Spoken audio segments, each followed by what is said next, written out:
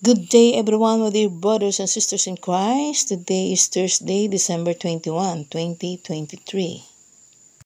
Let us pray first to the Holy Spirit. In the name of the Father, and of the Son, and of the Holy Spirit. Amen. Come, Holy Spirit, grant us the gift of knowledge. And our Gospel for today is according to St. Luke chapter 1, verses 39 to 45. Ang pagdalaw ni Maria kay Elizabeth. Ang pagpapahayag ng mabuting balita ayon kay San Lucas.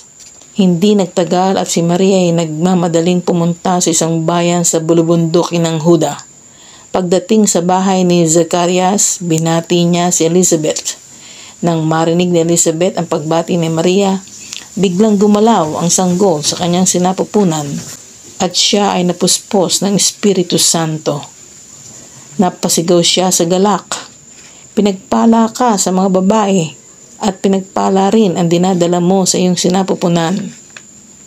Sino ako upang dalawin ang ina ng aking Panginoon? Sapagkat pagkarinig ko ng iyong pagbati ay gumalaw sa tuwa ang sanggol sa aking sinapupunan. Pinagpala ka sapagkat sumampalataya kang matutupad ang ipinasabi sa iyo ng Panginoon.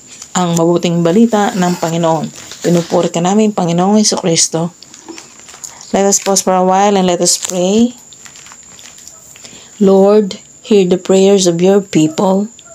May we who celebrate the birth of your Son as man rejoice in the gift of eternal life when he comes in glory.